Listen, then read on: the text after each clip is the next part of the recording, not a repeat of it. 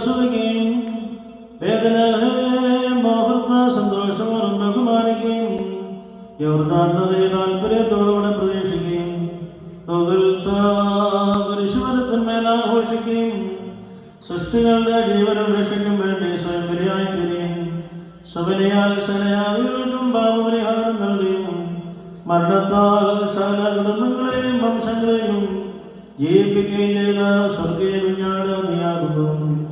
കർത്താവേ, മഹത്തായ നിന്റെ മനുഷ്യസ്നേഹത്താലും അവരുണ്യമായ നിന്റെ കൃപയാലും നിന്നെ പ്രസവിച്ച മാതാവും അനുഗ്രഹീതയും വിശുദ്ധയും ദൈവമാതാവുമാകുന്ന മറിയാമിന്റെയും ദരിദ്രശിമാരുടെയും ശ്രീയന്മാരുടെയും സാധുന്മാരുടെയും പിതാക്കന്മാരുടെയും ആകുന്ന സംഘം മുഴുവന്റെയും കേൾക്കപ്പെട്ടവയും അംഗീകരിക്കപ്പെട്ടവയുമായ പ്രാർത്ഥനകളാലും വിശ്വാസമുള്ള നിന്റെ സഭയ്ക്ക് നീ പാപപരിഹാരം നൽകണമേ.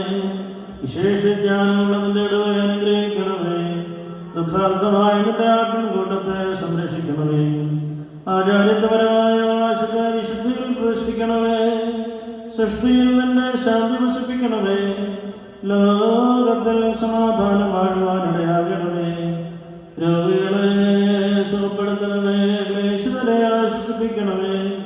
പരദേശവാസികൾക്ക് പെടുതലും ബന്ധനസ്ഥലത്തെ ഭോജനവും അടിമകൾക്ക് സ്വാതന്ത്ര്യവും വിശ്വാസികളായ ഞങ്ങളുടെ മനുഷ്യമായവർക്ക് ആശ്വാസവും സംസ്മരണയും സന്തോഷവും നീ കൽപ്പിച്ചേക്കണമേ.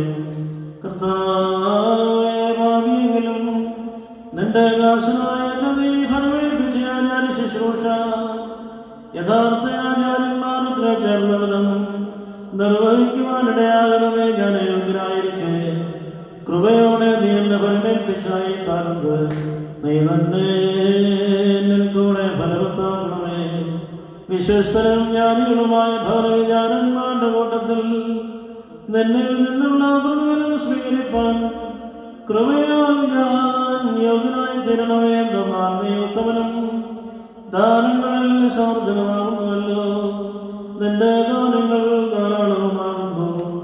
ഞങ്ങൾ നിനക്ക് നിന്റെ പിതാവിനും പരിശുദ്ധവുമായിരിക്കും സ്തുതിയും സ്തോത്രവും സമർപ്പിക്കുമാറാകണമേ. കുലസ്മ